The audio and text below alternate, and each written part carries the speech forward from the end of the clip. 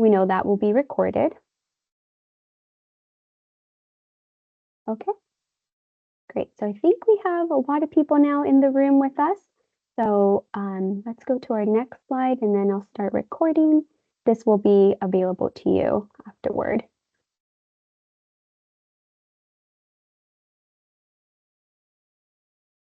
Okay, so a couple of housekeeping items. Throughout our presentation, if you see this little icon, that means that this is a resource that is linked for you, and so you will have access to this presentation after. And then your cameras and microphones are turned off, just the webinar style, but you will be able to utilize the Q&A feature to ask questions. And so while you can ask questions as we're presenting, we just ask that you save them until the end because potentially we can be answering that question in a later slide. But you do have the opportunity to have it on there, and then someone in our team will be able to respond to that question promptly. So if you haven't joined us in a webinar before, this is our Futureology College and Career Counseling team. So all of your students at all the high schools have a college counselor. And so we work alongside these school counselors, the comprehensive school counselors. All of us on this team, we are credentialed school counselors. We're experts in college admissions. We're very data driven. And so we provide just many, many resources to all students and families at your school site. And so it's a great time to start getting familiarized with who the college counselor is at your school. And all of us are in the college and career centers.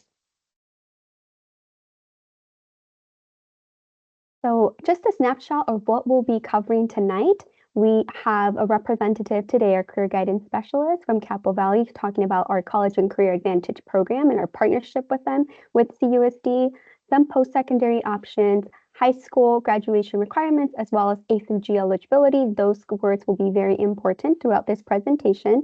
Just general college and exploration 101 things. And then lastly, just a general timeline. While 9th grade can be very different than 10th grade, there is some overlap and a lot of learning being done during this time. So these are the items we are going to touch on as we go throughout the presentation. So I am going to turn it over to our career guidance specialist to talk about our CCA program. Thank you. Again, my name is Summer Yim, and I am at Capistrano Valley High School. As a career guidance specialist, we work alongside the futurology counselors in a space called the College and Career Center. So I did want to mention that each of our high schools have a really lovely space called the College and Career Center, where your students are welcome to come and get support from both their career guidance specialist and their futurology counselor. And at San Juan Hills, we have Lynn Bell. I'm here at Capo Valley. Marissa Davison is at Dana Hills High School and San Clemente High School, and Samantha Furlick is at Elisa Niguel High School and Tesoro High School. And we are here to help support students in a variety of ways. First and foremost, we want to connect students to career technical education classes, programs, and opportunities, and we'll talk a little bit more about what those are in the next few slides. We want to help students discover community college certificate programs and trade programs if that's an appropriate interest or something they are interested in pursuing after high school. We can assist students with resume building and preparing for interviews. We also direct students and help them kind of explore, learn more about themselves, what they're interested in through career exploration and assessments that they have access to through their California Community Colleges accounts, which we'll talk a little bit more later tonight too as well. And we can help them navigate job applications, apply for volunteer opportunities, and then support students with application enrollment at Saddleback College if they would like to take one of the College at Capo Saddleback courses, which we will talk a little bit more in a few slides too. Okay, so College and Career Advantage, just to give a little bit of background, that's what CCA stands for. And College and Career Advantage is the educational kind of entity that supports and provides career technical education in all of our different high schools. And there's several unique benefits that come with CTE classes that I just want to share a little bit about tonight. First off, our classes are going to be hands-on and project-based. Students are going to be using state-of-the-art industry tools and instruments. The teachers that teach these courses come from a previous career in those industries, so they have a lot of experience with what's happening in those fields. Some other advantages with considering a CCA course would be having an opportunity to get some experience in a specific topic or career area, because all of these classes are going to be a little bit more career focused. This can help students choose or decide on a college major that they might be considering. They prepare students with skills both for college and the workforce. Colleges do appreciate and value students that complete a CTE pathway, which we'll talk a little bit more. It demonstrates an interest to them that students are serious about pursuing this after high school. Students can earn industry certifications through our courses like CPR or HIPAA. Some of our classes have internship opportunities, and we do like to let families and students know that they are all A through G college prep electives. Many of them are honors, and some even offer the opportunity to earn college credit. CTE classes are both part of your students' schedule during the day, and then there are classes available to students after school as well. And there's a few links on this slide that will be available to you once you receive this presentation, but you can actually click on that QR code, and that's going to take you to a document that will have a link to each of the career classes that are at your specific high school. So some programs are available on a specific school site. The classes that are after school are available to all students, regardless of which high school they attend. And those documents just kind of provide that in a little bit more of a streamlined way for you to see what is at your specific high school. And then anything that is labeled as an after-school class, know that your student can take that regardless of what school that they attend. And then the second link is to our website, the College and Career Advantage website. So at some point, we encourage you to take a look at our website as well. We have a course catalog that's linked there where you can see the course descriptions and more information about all of our different classes. Okay, so a little bit more about what are pathways, because it can be a little bit, it's a lot of language and kind of lingo that comes with CTE sometimes. The state of California has organized career technical education into 15 industries.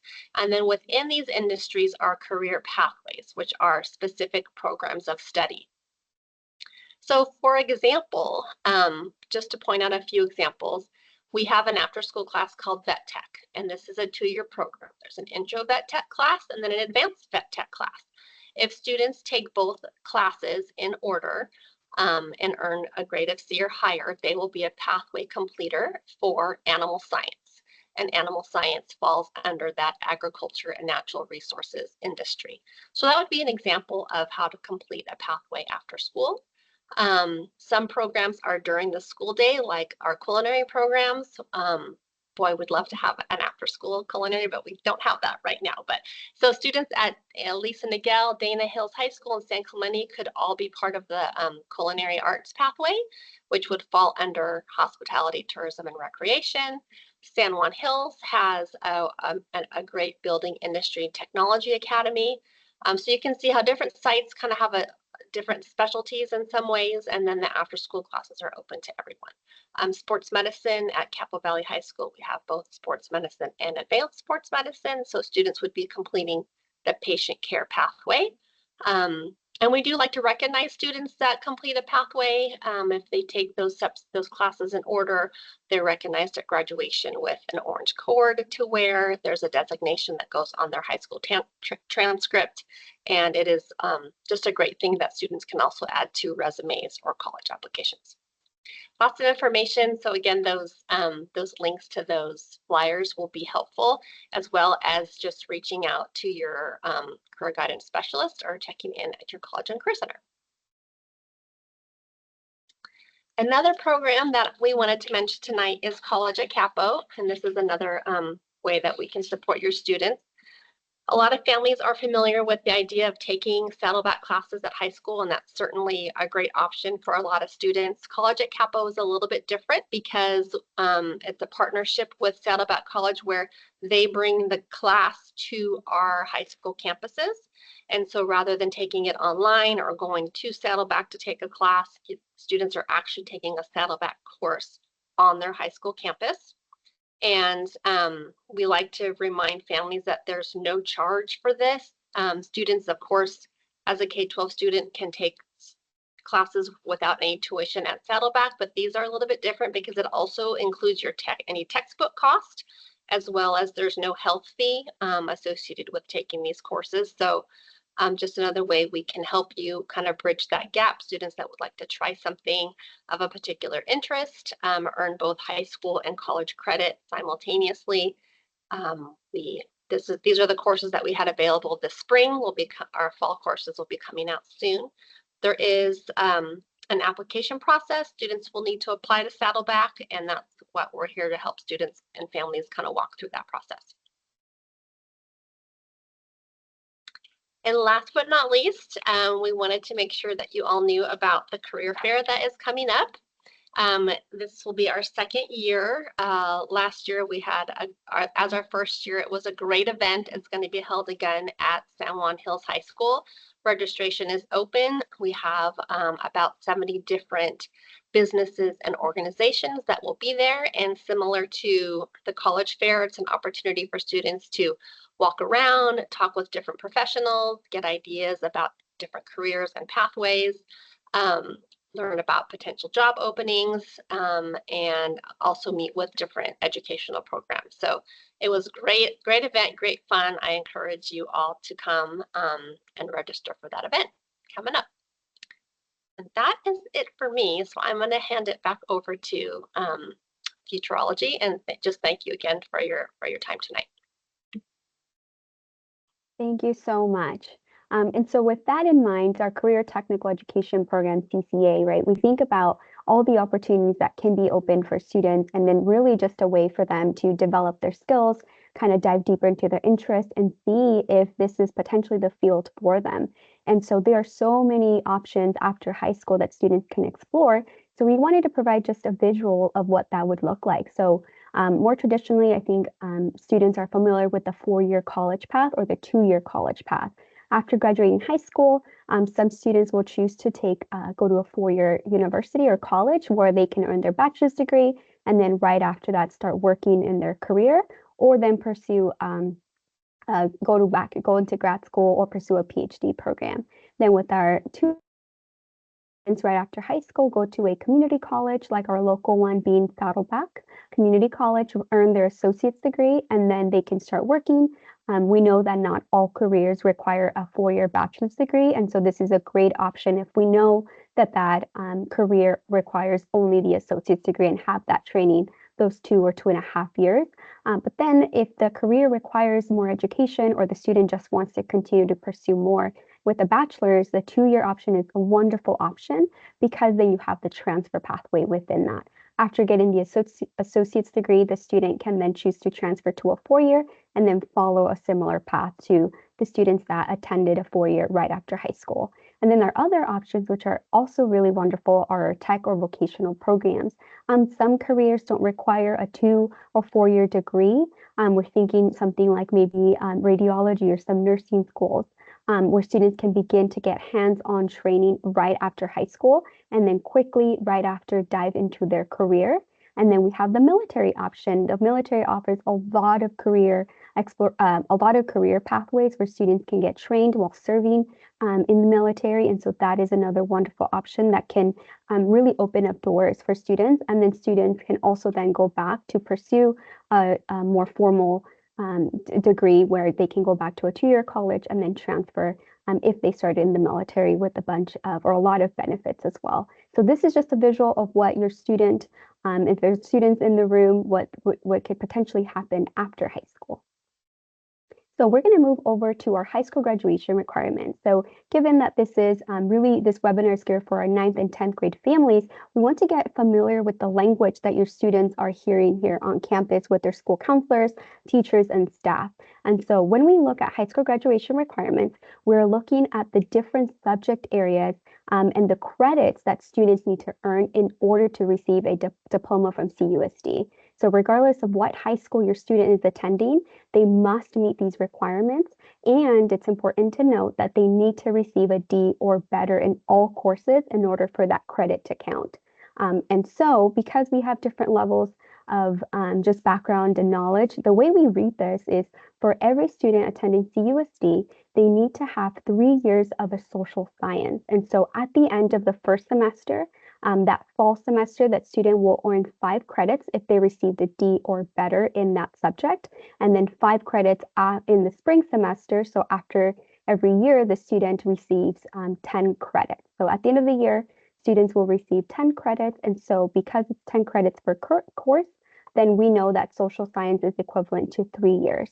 Our English, again, regardless of where your student is attending, whatever pathway they want to pursue after high school, they need to have 4 years of a math, 4 years of an English, 3 years of a math, 2 years of a science, one in life science or biology could be, and also one in physical, which could be something like chemistry or physics at the school. And then here is where you'll see some differences when we talk about the 4-year pathways or A through G. So every student to graduate from high school needs at least 1 year, again, 10 credits equal to 1 year of a world language or visual and performing art or a career technical education, which is what Ms. Yim was referring to in our CCA program. So 1 year of one of these options. And then elective credits, while that can seem a lot, and maybe there's some freshmen in the room or 10th graders in the room going, how am I going to receive 65 credits for elective credit? Keep in mind that anything above and beyond the minimum requirement, for instance, to graduate, you only need 20 credits. You only need 2 years to graduate with that science requirement. If you take a third year, maybe even a fourth year, which a lot of our students do, those credits would then move down to the elective credits section. So that's how the elective credits work. Your student is currently meeting with their school counselor doing the advisement, and these are the conversations that they're having to ensure that your student is on track to graduate high school. And then the last two requirements are PE, 2 years, whether that's the more traditional PE or a sport. And then, of course, health, 5 credits of that. So that's only a semester-long class. All of these will equal 220 credits, which is what students need to graduate from high school. Many of our students graduate with a lot more. But the key here is, one, that they are meeting all the requirements, and that's where the school counseling team, the guidance teams come in. Students also just created their academic plan and finalized that throughout our high schools, but students must earn a D or better in the classes for them to receive that credit. If the student unfortunately fails with an F, then they would not receive that credit and then need to remediate and talk to the school counselor. So if that has already happened in ninth grade and you know maybe your student didn't do so well in English 1, that conversation should be happening now to ensure that they can get that credit and remediate it. There are different ways to remediate that. And so high school graduation requirements, then we move on to a similar conversation, which is the college admissions, or what we'll call A through G requirements.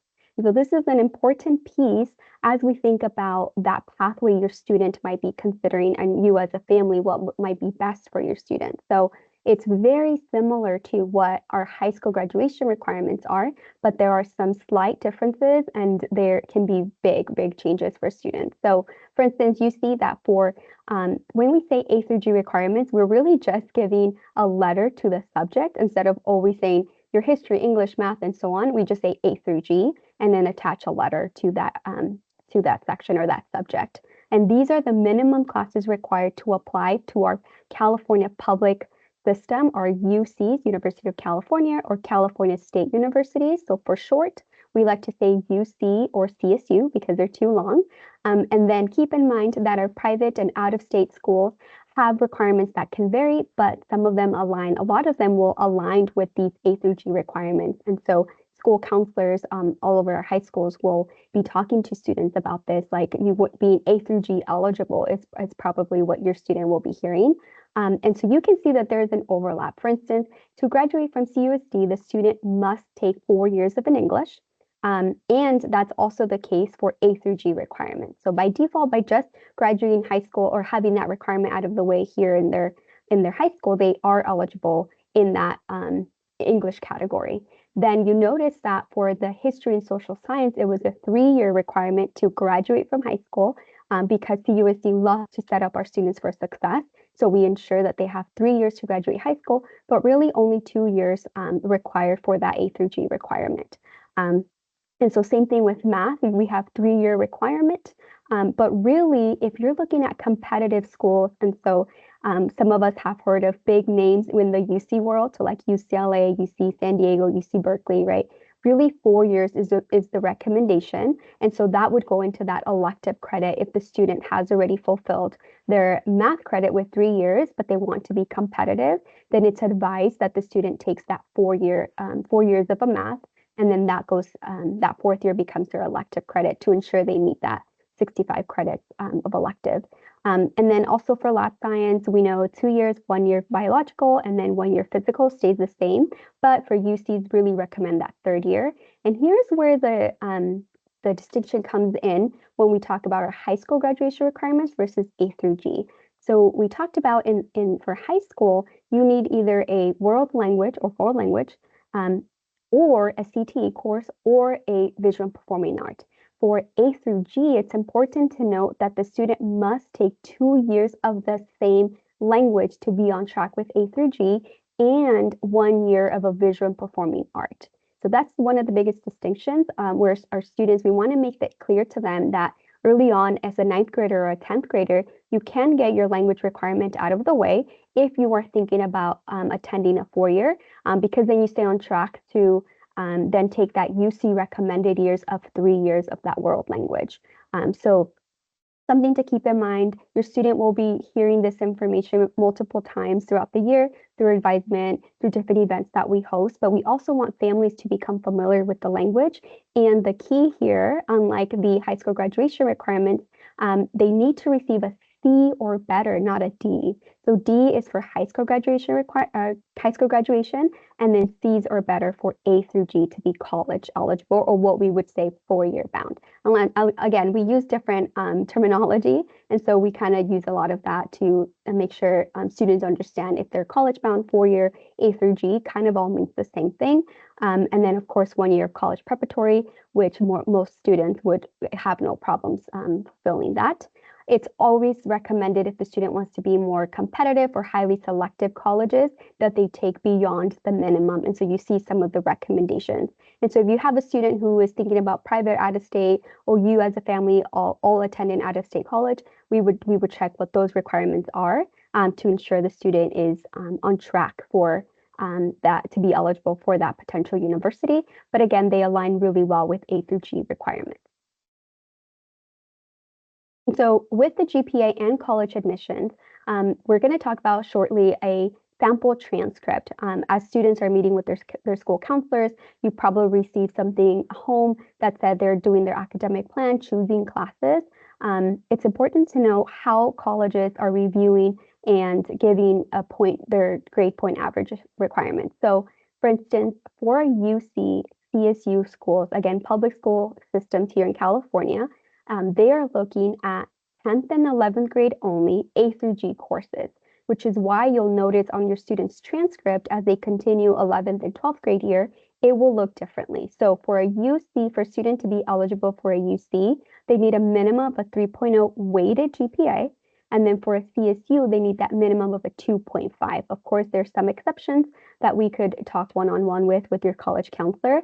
But then there are some differences when you think about competitive or, again, highly selective campuses like UCLA, UC Berkeley, average GPA 4.1 to 4.2 for Berkeley, and then for UCLA, 4.2 to 4.3, even though the minimum's 3.0.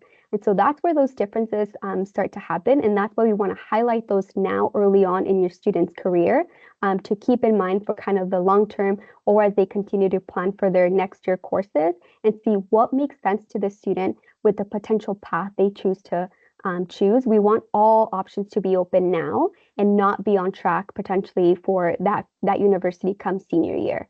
So that's how grade point averages work. And then next, we're going to show you an image. And please don't be frightened. There are a lot of items on this sample transcript.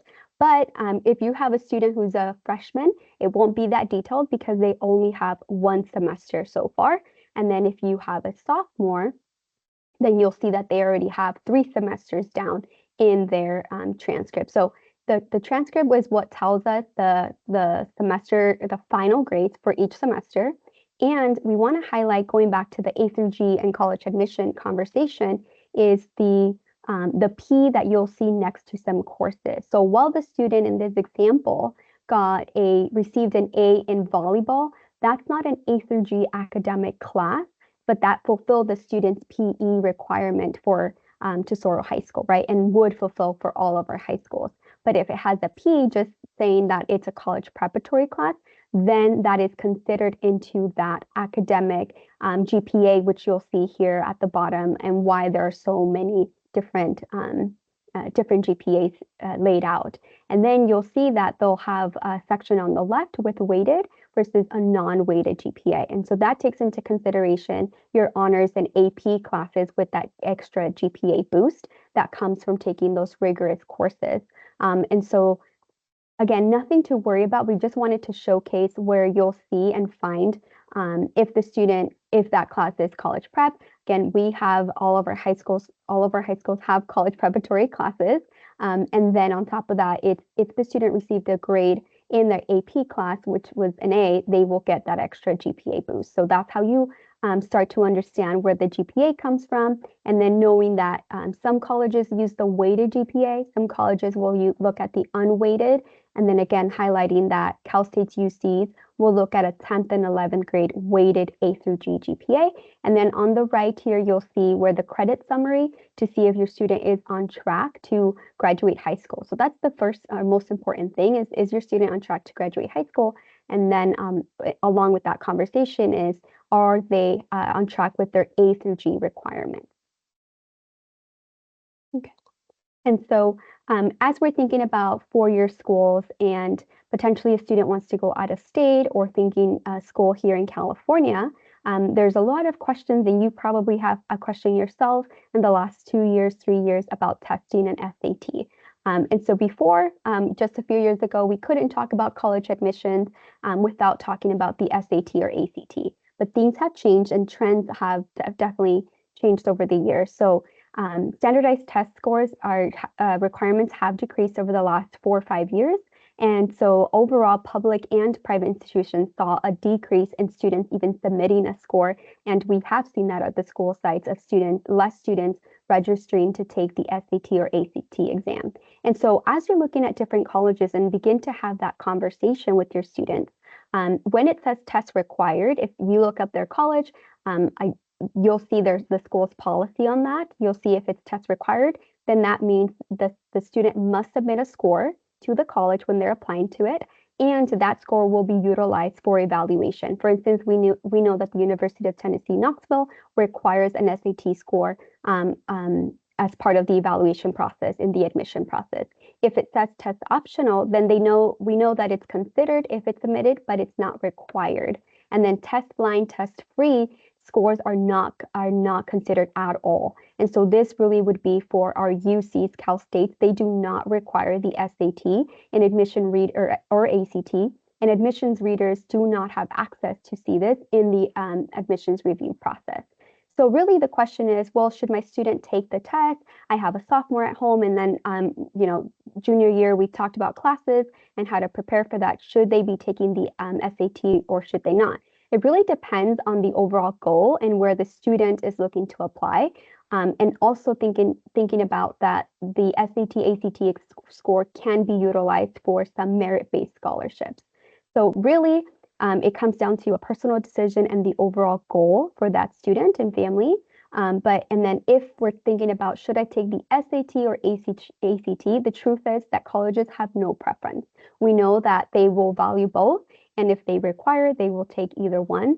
We do have a partnership with Rep Prep and CC Prep. And then when you receive this link, you'll be able to see and be able to see the partnership we have, and then take a free exam if you'd like. And then we also know that some of our high schools, for instance, I know Aliso Niguel, San Juan Hills, Dana, and potentially the others offer in-person in-bell SAT. So that's something that you can check in with your guidance department.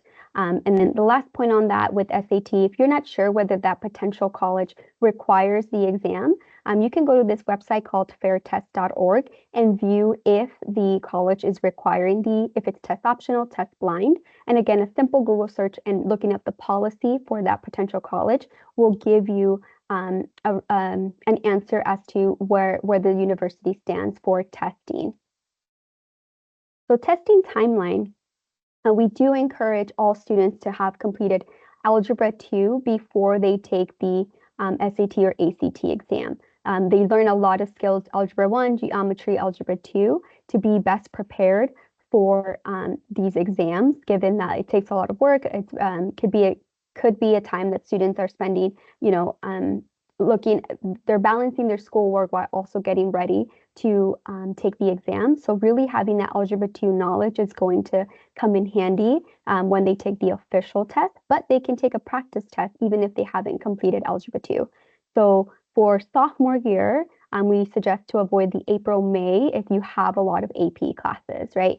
And then junior year, for those going on to junior year, then take the PSAT in October, and then again, avoid that April, May dates because of your AP classes. And keep in mind, colleges will still consider the SAT, ACT score in the fall semester of your senior year. So you have plenty of time to decide whether or not you want to take the exam and whether it's beneficial to your overall career goal and your college goal after high school. Now we're going to talk about what colleges are looking for, and I will pass it over. Okay, so now that we kind of have the basics on, what your student has to do to graduate from high school, to be eligible to apply to colleges, let's talk about what colleges are looking for, right? Now, in the grand scheme of college and career planning, 9th and 10th grade is not the time for your student to build a college list. So we're not going to talk about that tonight because that's more of a junior year thing, right? But it is important for 9th and 10th grade families and students to understand what colleges are looking for so that students can make informed decisions as they're choosing their classes for the following year and deciding what extracurriculars to participate in. So with that, let's talk about what colleges care about the most, okay? And this data is coming from the National Association for College Admission Counseling, and this was based on responses from universities and colleges that responded from all over the country, okay? And based on what their responses were, these were the top 3 factors that are considered the most in the college admissions process. Number 1, as I'm sure you can imagine, are grades.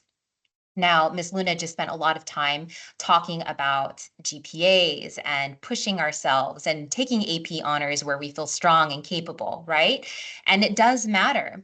Coming from a UCI admissions reading background myself, and Ms. Luna has also read for the UCs, we can attest to the fact that grades really do form the foundation of the college admissions profile. And we want your students to get the best grades that they can. And colleges also care about this, right? So they're looking to see whether or not your students are engaging in college prep coursework. So in other words, A through G courses. And they're also looking at their just overall grades in high school, right? Because some schools will look at the total GPA. That might include sports and PE and non-academic classes. But bottom line is that grades matter. Okay, so we're going to do the best that we can, and that's the first step in being a college-ready applicant.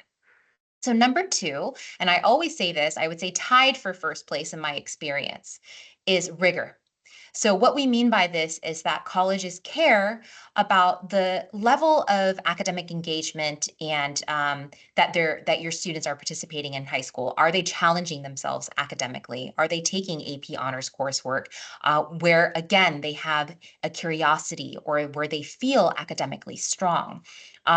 What we don't want is for students to be afraid and to shy away from challenging themselves academically by protecting their GPA. And by that, I mean taking purely non-honors AP college prep courses only to maintain that perfect 4.0, right? While a 4.0 is great, a college might look at that and think, gosh, why didn't this student push themselves? They're such a good student. They're getting straight A's. They probably would have done well in AP honors. And what colleges want to see is Is your student, or are you as the student, capable of engaging in higher levels of coursework and succeeding? Okay, so whenever you as a student, if you're a student watching this, wherever you feel comfortable, right, curious, I challenge you to challenge yourself and to see if this is something that you might want to engage in for the following semester, okay?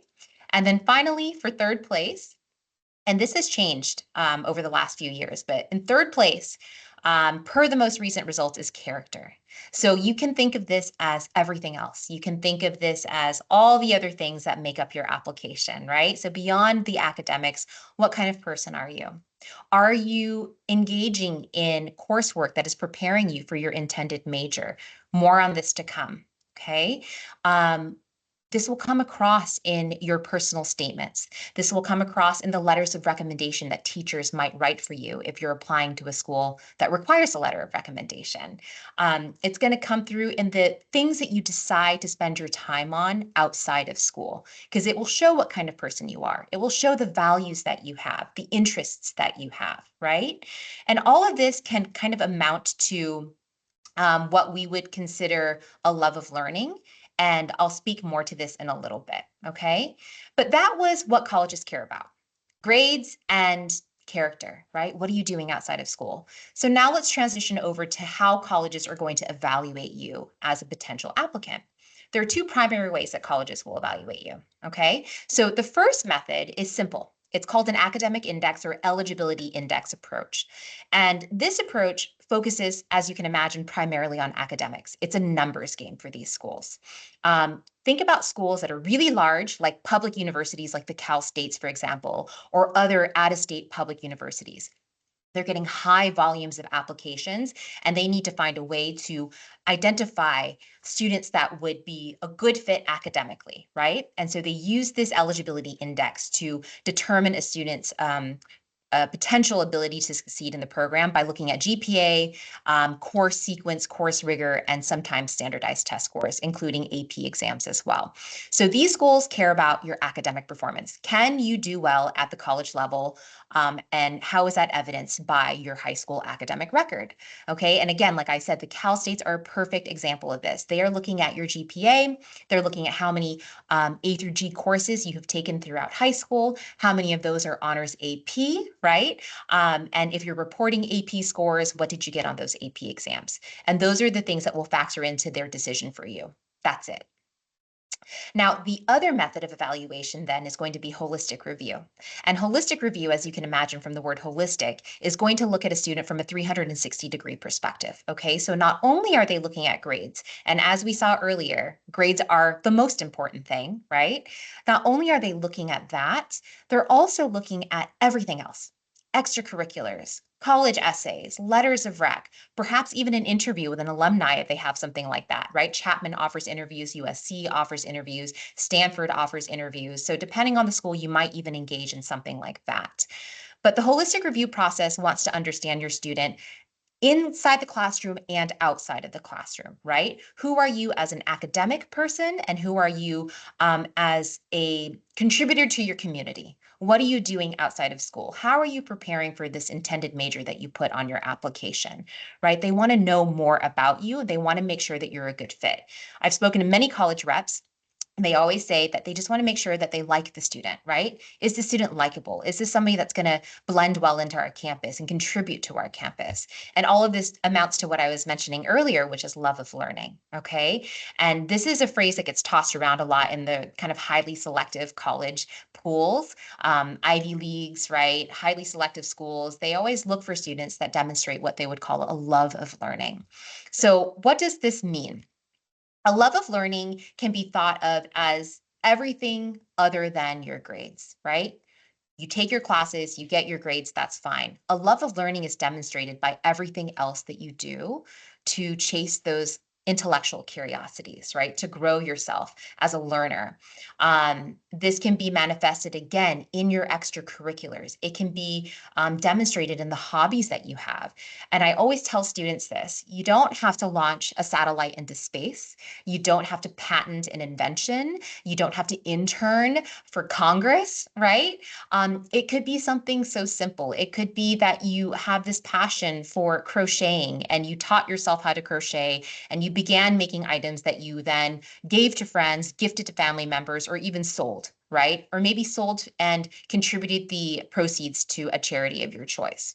So it could be anything. It could be, um, you know, learning an instrument and participating in competitions outside of school. It could be loving to play video games and finding ways to compete so that you're performing at the highest levels in video games. Okay, so it really could be anything. So don't feel pressure to do something purely academic that has some kind of distinction tied to it.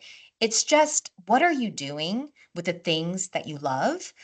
Are you finding ways to grow in those areas? Are you finding ways to chase that curiosity outside of school? Okay, so let's talk about how we can do this. I've given you kind of these ideas, but let's talk about how you as students can begin exploring your interests and demonstrating this love of learning to colleges. And more importantly, not just for college admissions, but how are you going to explore your interest for your own self, right? To discover what it is you might want to major in, what you might want to pursue for a living one day. Okay, so that's the more important part of this whole process. So first of all, let's talk about how you can enhance your profile academically. Okay, so what can we do to demonstrate our interest in a particular area or major or career academically in school? Ways that we can earn credits and grades and show to colleges, hey, I'm interested in this thing. Step one is electives. That might be obvious to you, right? But the electives that you choose in high school can tell a very compelling story of what it is that you're passionate about or what it is that you're curious about. And I'm going to provide an example of this whole thing for you in a little bit, okay? But electives are available at school. They're something that you easily have access to. You earn credits towards graduation, and it's the most convenient way for you to explore an interest and to demonstrate to colleges an interest in a particular area. Part two is taking CCA courses. Miss Yim gave you so much important information on career technical education in our district. Okay, we are so fortunate to have all A through G approved career technical education courses through CCA. So any course you take through CCA is A through G approved, many of which are weighted honors courses. These are available, like Ms. Yim said, on campus during the bell schedule and after school, okay, if your schedule allows for it. You're earning credits towards graduation, of course. You're getting technical hands-on training from industry-trained instructors, okay? Instructors in these classes have worked in industry, so they're coming to you with real-life experience, and these are much more hands-on courses to demonstrate your interest in a particular area.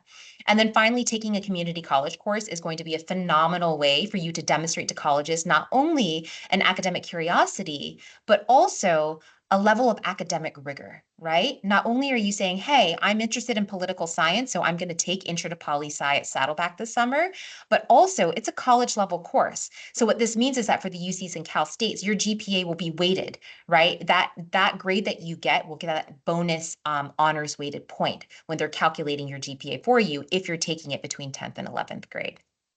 So three very easy ways, accessible ways for you to demonstrate an interest while you're in high school. So that was academic, right? How do we demonstrate our intellectual curiosity and how do we pursue our interests academically? So how can we do this through extracurriculars, right? That love of learning, that outside of the classroom environment. So there are multiple ways that students can explore their interests. They can search through open online courses. A perfect example of this is linked on this page for you called Coursera. It's a platform that exposes students to university level lectures for free. This is not for credit, but it's something that you can report on your college application. And it's a great way for students to continue learning.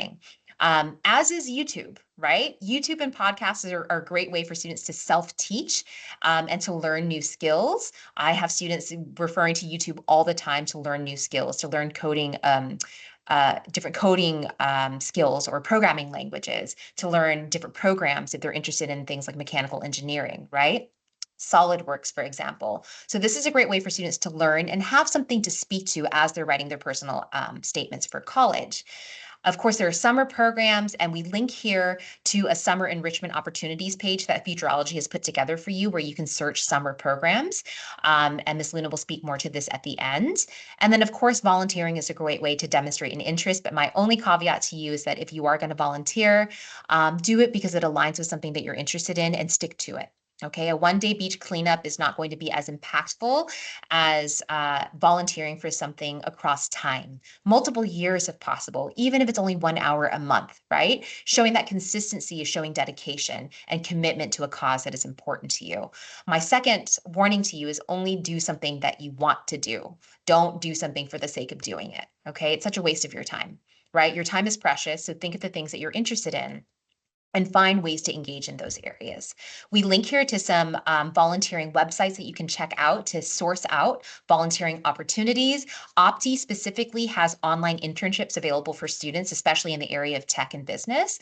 So you might want to check that out if you're interested in finding some internships/volunteering opportunities.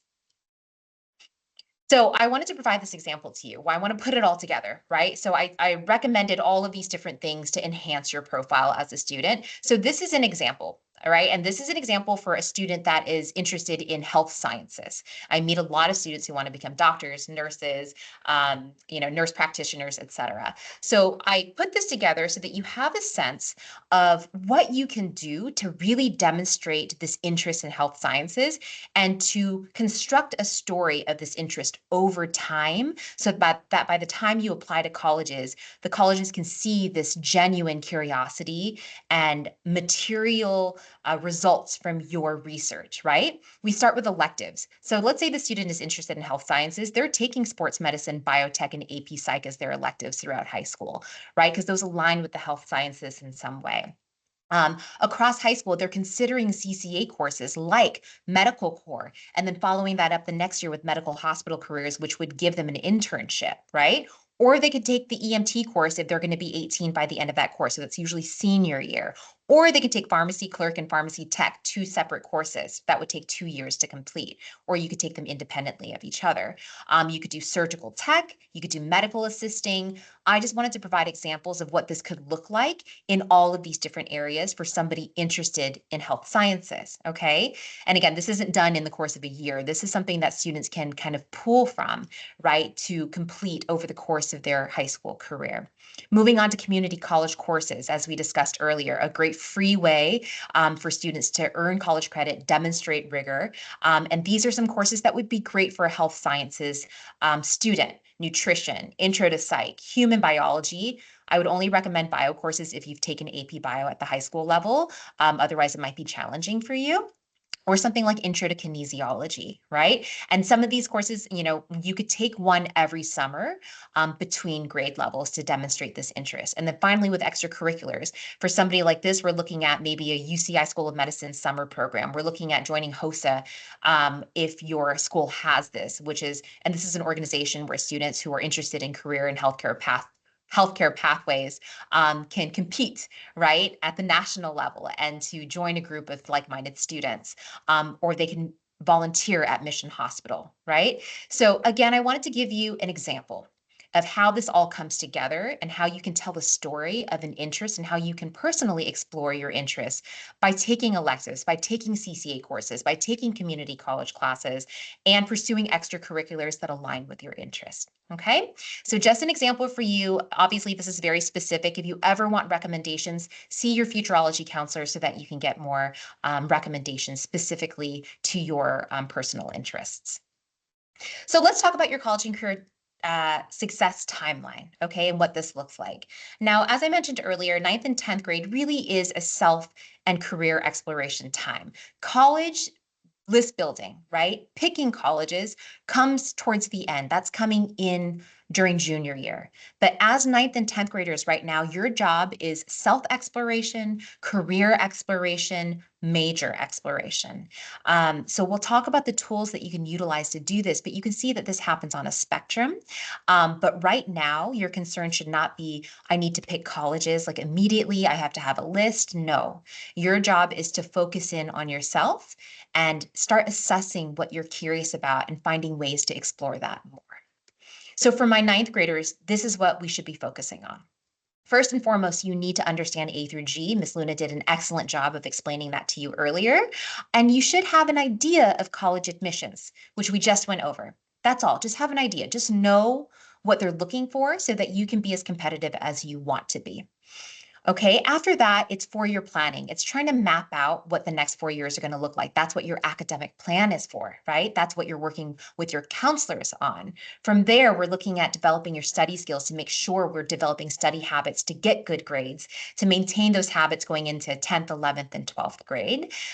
We're considering a CCA course, right? We're career exploring. We're meeting with our career guidance specialists on campus to do that career exploration piece, because only then will you have a sense of what your possibilities are so that you can narrow down, okay, well, I keep taking these career assessments and I keep getting results that are pointing me towards architecture and engineering. Well, gosh, what majors align with that, right? And then from there, you'll be able to take that intel and start choosing colleges successfully by 11th grade, right? But this is why this career exploration is so important at this point, is to be able to pinpoint what you need out of the college first, right? Is by starting to explore what you want, what you're interested in, what your values are. We need to know that first, okay? And then we're going to pursue extracurriculars that align with our interests during school, after school. Pick a couple things that you really resonate with and stick with them, okay? And then we're going to plan for summer, okay? It's going to come down to maybe I'll take a community college course. Maybe I'll apply for some kind of summer enrichment program at a college where I can learn more about university life or a subject that's really important to me or interesting to me. But this is what 9th grade looks like. You'll see here that we linked to a whole kind of 9th grade checklist that you can look at when we send you this recording and the slides. Now, 10th grade is going to be pretty similar, okay? Pretty similar stuff. A through G's, we need to make sure we're on track with that. Revisiting our 4-year plan, always revising based on how we do the previous year, right?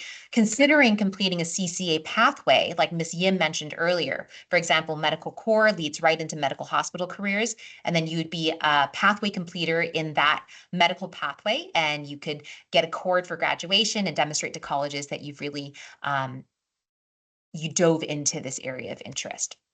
Right? We're considering majors at this point. We're really exploring majors and comparing them to see maybe what colleges might offer those majors by 11th grade. We're considering an SAT or ACT by taking a mock exam first, only if we finish Algebra 2, and then again, pursuing those extracurriculars, right? And planning for summer. Okay, so I'm going to give this back to Ms. Luna to discuss a tool that you can use to do all of these things.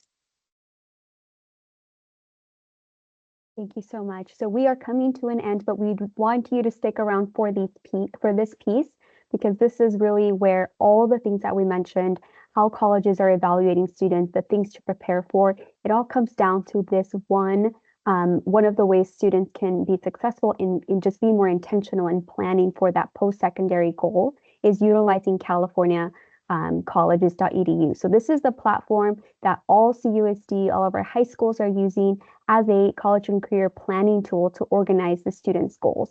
And so at all across our campuses, we are creating different activities, giving time during advisement period for some of our schools for students to really dive deeper and have a plan that follows them through high school.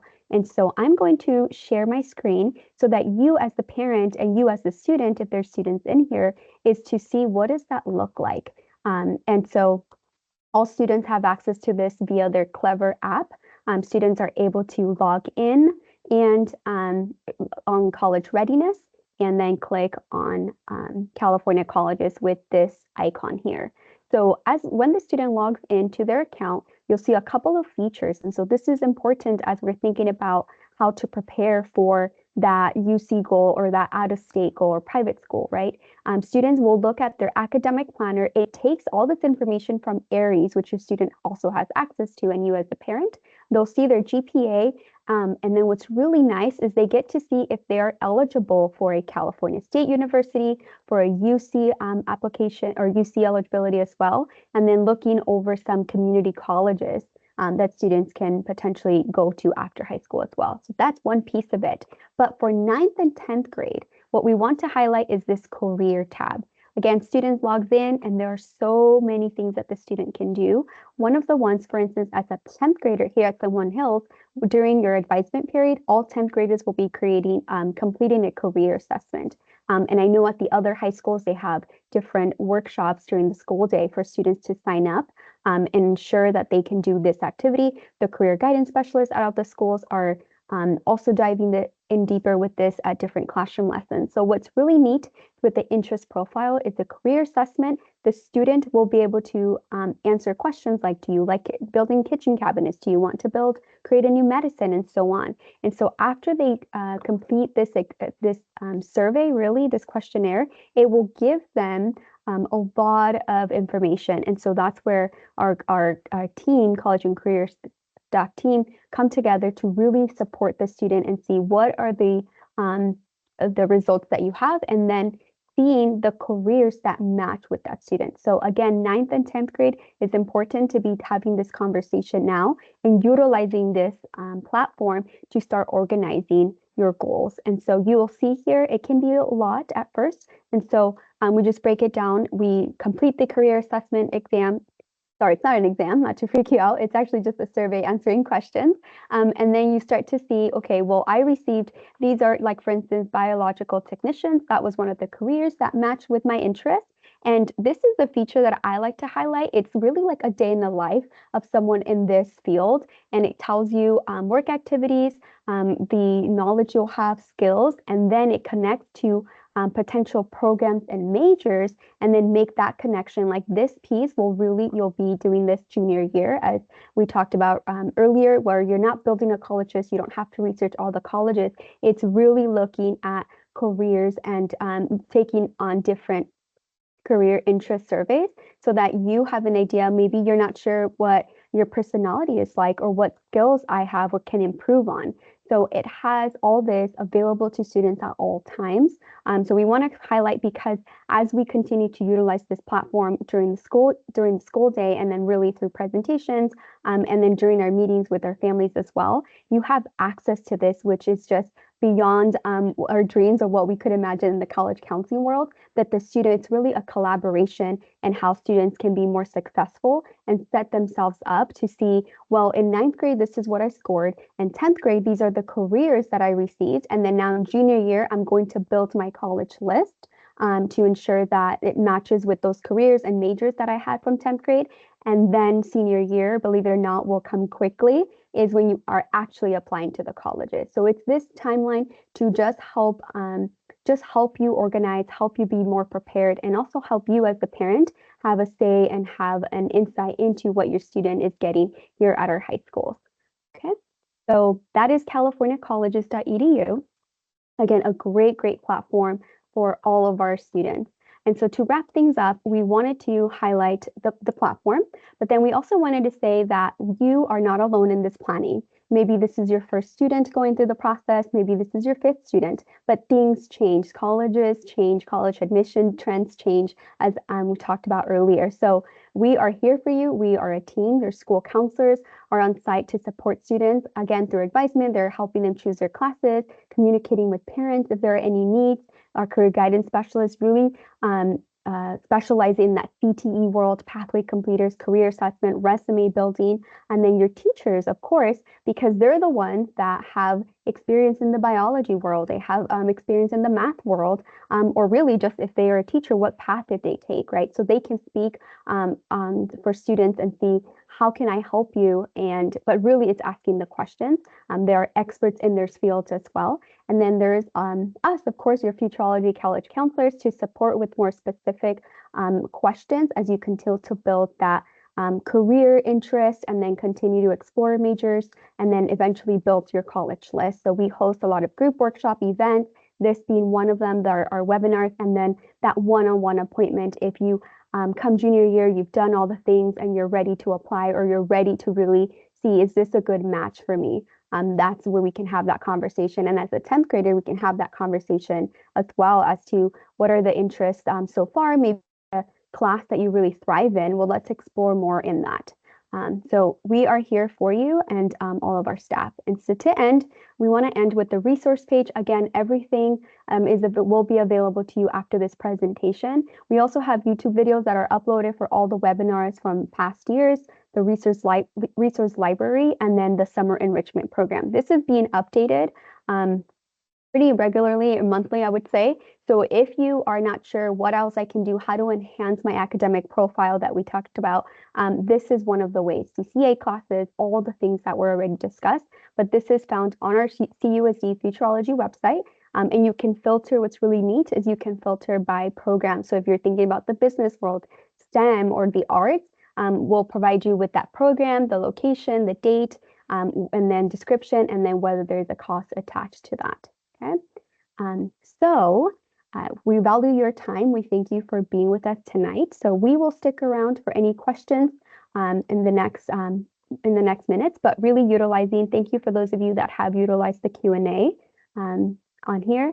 So hopefully we've been able to answer your questions as we've gone on. But really, if you have any other questions, that's what we're here for. We again are so grateful that we have a really wonderful team, and connect with your college counselor and your career guidance specialist at your school site. Thank you so much, everybody. We have a question. When did 10th graders take the interest survey? Any grade student can take the interest survey at any time. As Ms. Luna said, they have access to California colleges right now. If they log into Clever, they'll find the app and can open it. Now, it depends on what site they're at as to whether they'll do it as a group, right, as a cohort. So, for example, at San Juan Hills, students will be doing that. In what grade, Ms. Luna? 10th grade. In 10th grade, right? And that will be, has that already been done, or will they be doing that? They will be doing that during their advisement period. Okay, so at San Juan Hills, it'll be during advisement, right? So it'll depend on the school when students will take this, if it's going to be done systematically across the campus, right? But just know that your students will have access to this at all times. And if they want somebody to facilitate the career assessment, and research does indicate that career assessments are best done when they are facilitated by a professional, right? So if they want that, they can come to the Career Center at their school and ask for an appointment with their career guidance specialist or their futurology counselor to get some one-on-one support with taking the assessment as well and interpreting the results.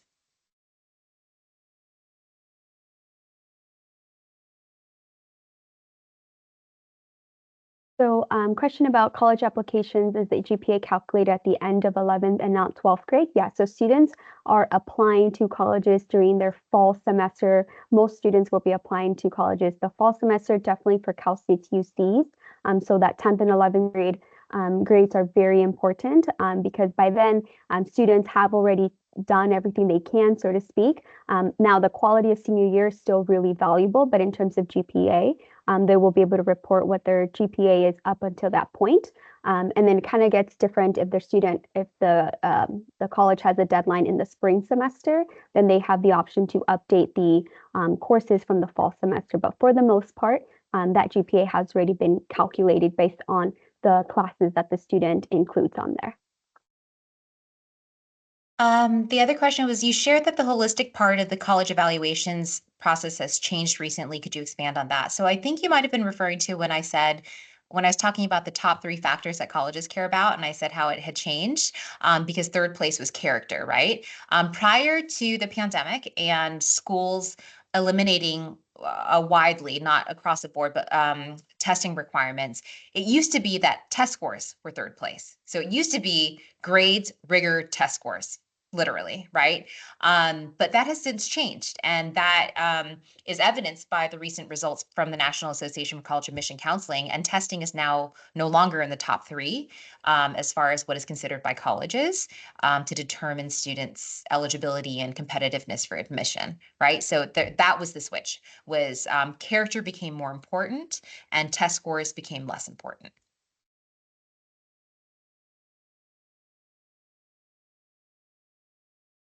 Will a foreign language taken in 8th grade count towards 4 years of bilingual credit? Yes. So if you're referring to the A through G requirement, the 2-year of the same language requirement.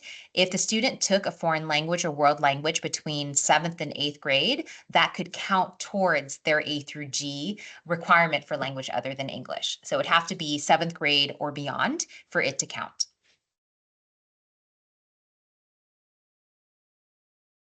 Yes, and that's also true for our public schools for the math requirement taken in 8th grade. If the student took Algebra 1, they will validate that, and then student can start in geometry for 8th grade. That is part of the evaluation process and does count towards the it does count for the college credit. So the next question is, how many years of Spanish will get the biliteracy seal on the diploma? So referring to this California State Seal of Biliteracy, students will need 4 years equivalent of high school foreign language. So 4 years of Spanish, 4 years of French, whatever it is. So traditionally, it's 4 years of high school foreign language with a 3.0 average across those 4 years. So they have to earn about a B average across all 4 years of that foreign language, in addition to demonstrating English proficiency by earning a 3.0 average across their English courses. So that's the traditional method. And on top of that, they would also have to pass the Avant Stamp oral exam in that language.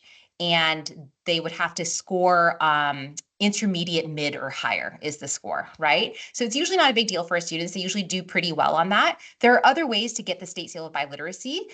Students could get it by scoring 3 or higher on an AP exam in that language and scoring a 3 or higher on the English Lang or English Lit exam. So there are multiple ways to receive the seal, but for level of foreign language, it's 4 years.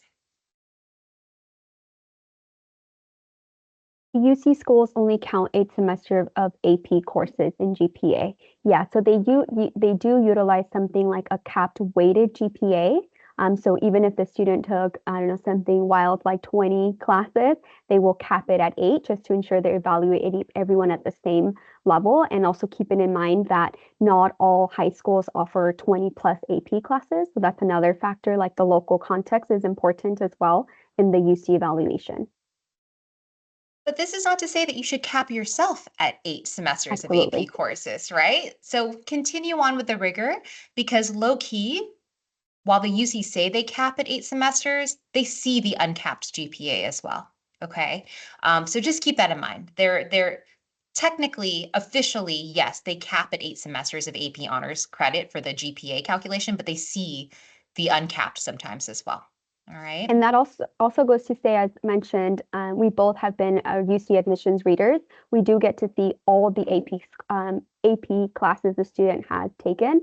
And so don't let that 8 number just stop you there, because if you took 10, 15, you're able to report that on the UC application, for instance, and actually for all the schools you're able to report. And so on the UC admissions reader side, we're able to see, okay, the student really dove deep into taking that rigor and taking it to the next level. Yeah. And UCs do count the number of honors AP courses your student or you have taken if you're a student, right?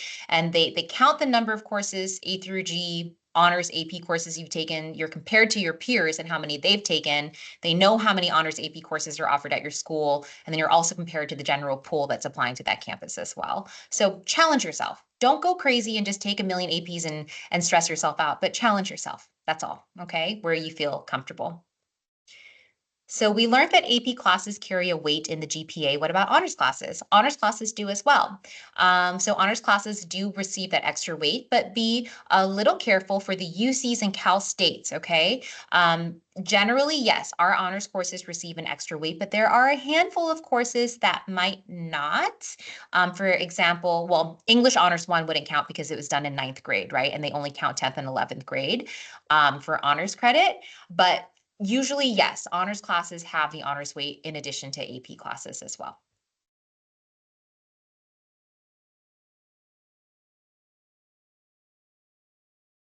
Summer school, a question about when is summer school information coming out? Are there dates yet? Yeah, so as students are meeting with their school counselor, their advisement, there's different communications. Every school is slightly different, but they're all similar in that the information will be sent to parents. Students will receive that information via Canvas as well, or just from their guidance department. Usually, they'll receive that information for those dates and how to sign up for that. As you know, it's online mainly, and then some in person for test taking. And for Saddleback, if you're interested in summer courses, the summer schedule will be released in March, and students will be able to apply for Saddleback summer and get permission to take those courses, but they won't even know what's offered this summer until March, because that's when Saddleback is releasing their summer schedule. Okay, how many years of a language, for example, American Sign Language at the community college are needed? So that's a great question. Generally speaking, the first level of a language other than English at a community college is equivalent to 2 years of high school foreign language. So for ASL, for example, 1 semester of ASL at Saddleback College is the equivalent to 2 years of high school foreign language, which means that if they took that 1 semester, they would have fulfilled their UC Cal State A through G requirements. Now, that's only applicable to that first semester at the community college. If they were to take ASL 2, that's only equivalent to 1 year of high school foreign language. Same applies to Spanish. So elementary Spanish 1, 2 years of high school Spanish. Elementary Spanish 2, it's equivalent to Spanish 3 at the high school level. So we have to be careful when we're looking at those course descriptions. Does CAPL rank the students? So our district does not rank students.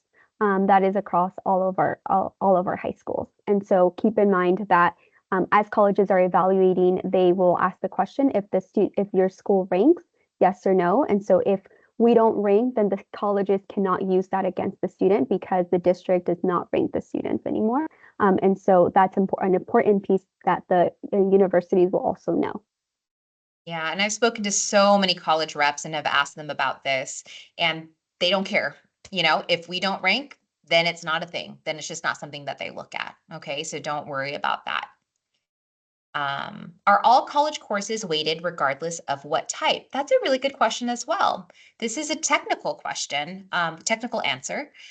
If we're talking about UCs and Cal States and A through G requirements and getting that bonus weight on your GPA for a community college course, you'll want to make sure that you're taking a UC and Cal State transferable course. Okay, so you can see that when you're pulling up the course schedule in Saddleback, one of the top lines will say transferability, and it'll say UC and CSU or CSU only. So if you want the UCs to weight that course, make sure that it is a UC and CSU transferable course to ensure that it will be counted into that GPA as long as it was taken summer after 9th through summer after 11th. Great questions. I think we have time for one more, and then we'll call it an evening so that we can honor everybody's time. Okay, I was just going to say any last ones, and we got one. Can you take PE over summer? I don't think so, is my answer. Yeah, so that was answered, or sorry, maybe it didn't go through, but the general rule is summer school is reserved for remediation, sometimes exceptions for math, but that is something to discuss with the student school counselor to see what other options are available if the student decides to want to free up a class period during the school day, but typically no for summer school. And then I think we missed a question about, is there another way to demonstrate language literacy without taking a course? I'm not sure if that was answered. You can pass the AP exam in that language. So if you want to fulfill the A through G requirements, for example, you can pass the AP exam in that language. So you can certainly do that. If you're talking about the state seal of biliteracy, there are tests that you can take. And you'll want to speak to your world language teacher about that, depending on the language that you're referring to. So it depends. If you're talking about the state seal of biliteracy, there are tests you can take. If you're talking about UC requirements, then you could take an AP exam in that language. But if it's kind of an obscure language that maybe is not offered on APs, for example, I have a lot of students who speak Farsi. They will end up taking a semester of Farsi at the community college. Awesome. Well, thank you so much. Yeah, really good question. And yes, we will be, somebody asked if we're recording this, and we are recording it, and we'll be posted to our YouTube channel, and slides will be sent out to all registered attendees after tonight. Yeah, so please don't forget to check out the CUSD-Futureology website. You can see all the events on there, how to make an appointment. We currently, in the spring semester, are meeting with 9th and 10th grade students, so it's a great time to connect with your Futurology college counselor. And then, yeah, this will all be available to you. So connect with your college and career staff. Thank you so much for joining us tonight. Thank you, everybody. Have a great night.